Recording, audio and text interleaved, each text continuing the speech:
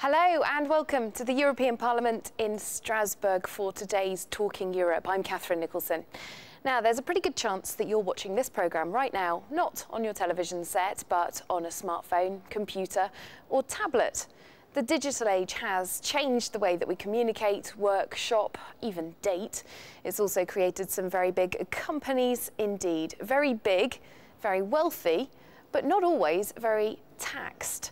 Now, here in Europe, the web giants are seen as taking advantage of the patchwork of tax arrangements in the different member states to pocket large sums for themselves and leave the taxman going begging. France recently lost a €1 billion claim against Google and its Irish subsidiary. And it's France that's one of the countries leading a new charge to straighten up European arrangements with what President Macron called ambitious reform.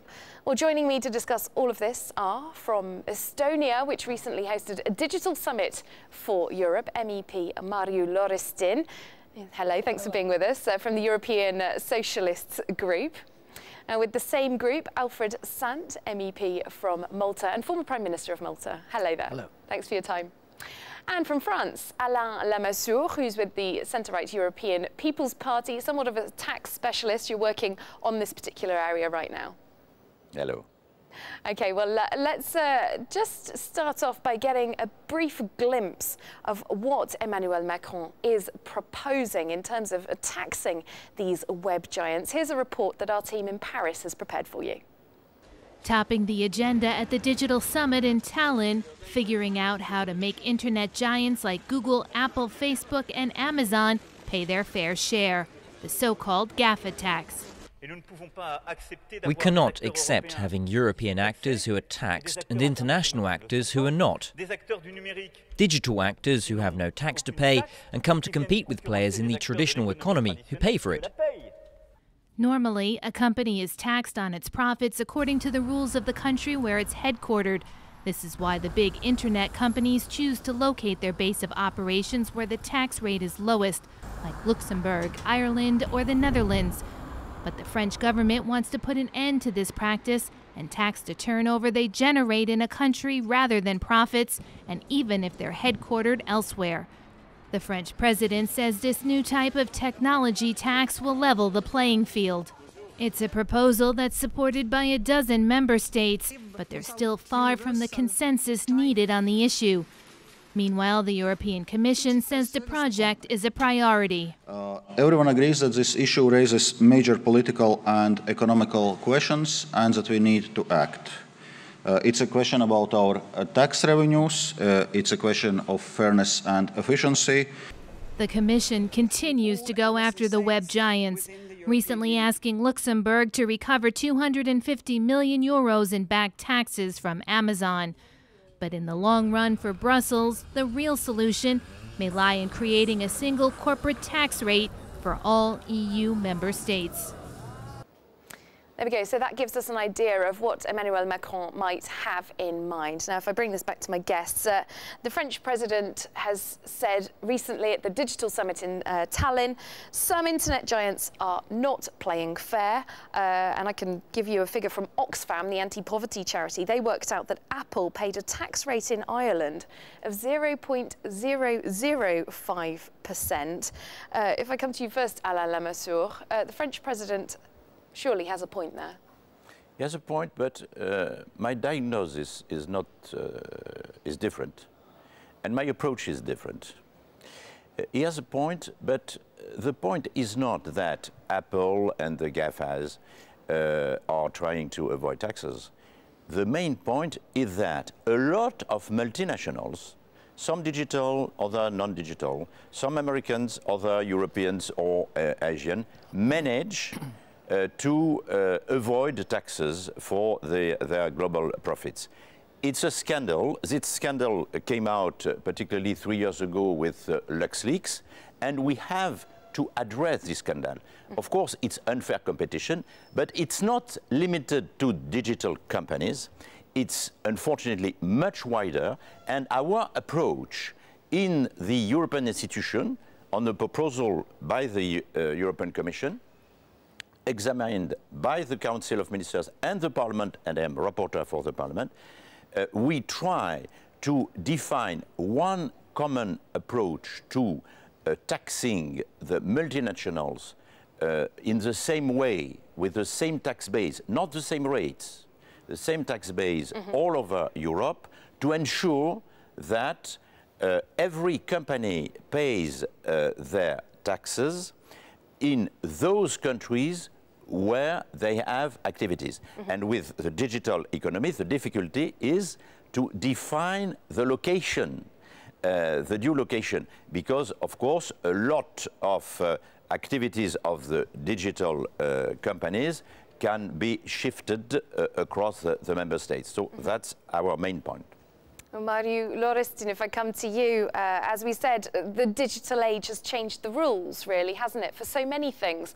Is Europe really running to catch up at this point, or does Europe have some good ideas in the bag that might just turn things around? I have to say that the European Union now is making big efforts to catch up. And I'm very glad that digital agenda, which was proposed by Commission when we started our term here in the European Parliament, have been really working quite well. Though that now from around 40, say, legislative initiatives in this area, already 24 are in work, and many of them are coming to the final stage or already finalized. I am myself working, for example, on personal data protection, privacy protection, which is a very fundamental issue in the digital world, because we know that we leave traces of our activities when we pay with a banking card, when we have a smartphone switched on, when we send the messages and so on. And now what is important to have trust all around Europe, in all countries concerning digital development. We have to have clear European rules of personal data protection. And really, when we are working on digital issues here in Parliament, then we see that that is a real issue which is really covering whole Europe. But Europe still is a patchwork of different rules, different cultural understandings, different fears and different hopes. So that to have this competitiveness, when we look at those American giants, we need to have the common European digital single market. Well, that brings us rather neatly to Mr. Sant, I think, because as you said, Europe is such a patchwork, as we all know, and your country, Malta, is a place where some of these companies that are seen as undertaxed are based. Somebody who spoke about this recently was the Romanian president. He is among those resisting Emmanuel Macron's ideas, saying that perhaps these companies, if these rules are put in place, these companies might sort of up and leave, and then that would give big problems to particularly the smaller countries, the Maltas, the Irelands. Is that a risk, or is that a little bit overstated? Two aspects of the problem. First, the creation of this single digital market. That's a good idea, and it has to be followed through. But then the question of taxation and how these guys get taxed. I agree with Mr. Lamassour's analysis of what's going on. I disagree with his solution, as I disagree with Mr. Macron's solution as well. Why? Because these are just a foot in the door to create harmonized taxation in Europe. That's a bad idea, because it reduces the flexibility of the smaller countries or the countries which are peripheral to manage their economies in such a way that they attract inbound investment. On the other hand, transparency, yes, there has to be transparency right across the board, on a national basis first, perhaps on a European basis eventually, and this can be done in steps that are already available to national states. Like, for instance, why don't we get published in every national state, year after year, each tax jurisdiction publishes the names of all the guys, all the companies which have tax status and what they have contributed by way of tax. Everybody can then access that and can check on and see what's going on. Well, Secondly, there's another way by which they can check on their turnover. The VAT system, there's an internal audit trail on VAT. Through that, you can see what the turnover of different companies is, different people is, what the value added in the economy is. And surely, if there's a value added that can be traceable on that basis, profit should be allocated to that on a separate. Well, I was going to say, let's bring this back to Mr. Lamassoure, a different approach. Why not attack this on a national level? Europe is not at this point federal, is it? There are movements towards more federalisation of Europe, but it is still a family of 28 members at this point. No, it's not a problem of federal, not federal Europe. It's the same single market with the same currency.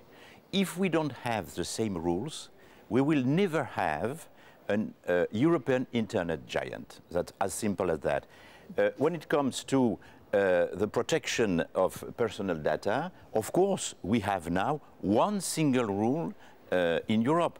When it comes to how to protect intellectual property in applying internet platform, etc., we need one single data. And on taxation, my conviction, it's a matter of discussion with Mr. Sand, is we need one single solution. Estonia, when it comes to digital economy, Estonia is a global pioneer. All Estonian administration is completely now digitalized with no paper at all. And when it comes to their corporate tax, they are far ahead of us. The French corporate tax, it's the same for the Germans or the Brits, was set up immediately after the Second World War.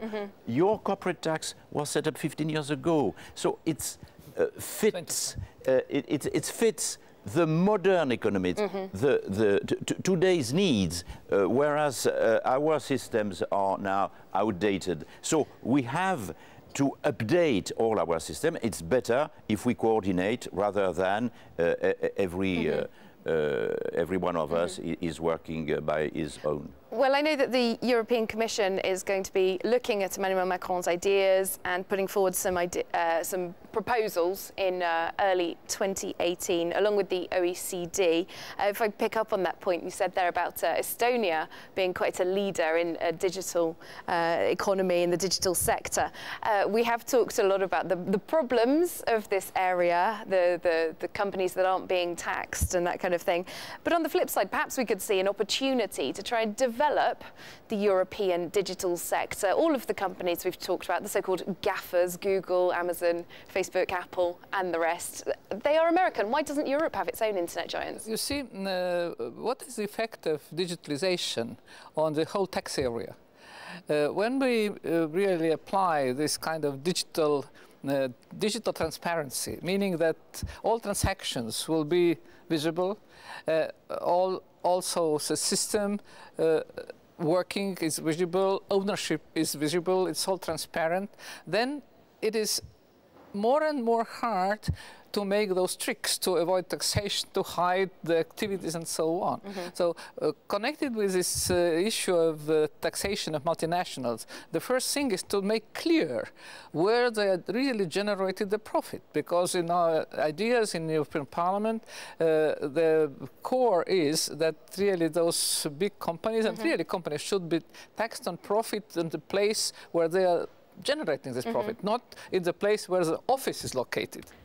Well then, Mr. Sant, what do you think for this? Because these ideas that could be likely to come out of Europe do sound like they could hurt the competitivity of Malta as a country that attracts this sort of company. The problem with these ideas is that, I mean, transparency is okay. There's no problem with that, completely on the ball. But the problem with these ideas, like the common consolidated tax base, they're just a foot in the door towards a harmonized tax system in Europe. Now, in the US, which is surely one market, they don't have this system at all. So they do have leeway for, let's call it, tax competition.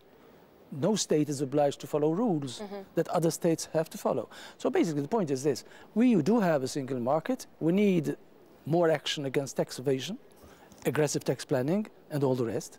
And there are tools that already exist on a national level to move forward. And no nation state is doing that. So I say, why do it on a European basis when that's the first step towards tax harmonization?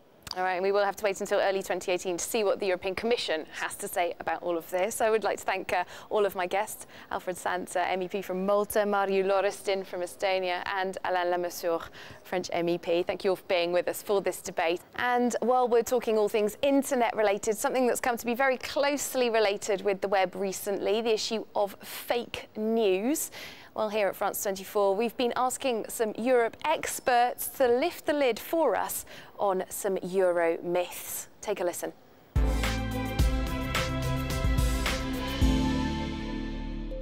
Let me reassure you, the draft reform of the French Labour Code was not written in Brussels, but in Paris. The idea that Brussels imposed this law is probably due to a misunderstanding of something called the European semester. Basically, each year, the European Union makes recommendations on economics policy for the 28 member states. In practice, the European Council, this is the 27 finance ministers, make a recommendation to the 28th saying, this is what I would do if I were you, both for the interest of the Union and for the interest of your country. Why does it work that way?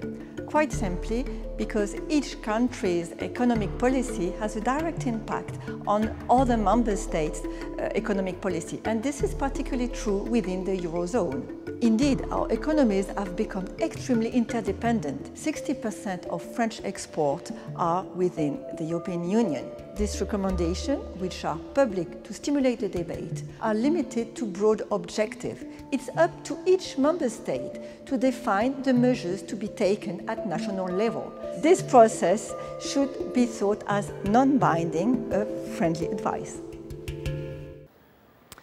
Well, that does bring us to the end of this part of Talking Europe. Thanks very much for watching. Thanks to all of my guests as well for being here with us at the European Parliament in Strasbourg. And do stay tuned. Part 2 of Talking Europe coming up in just a couple of minutes' time.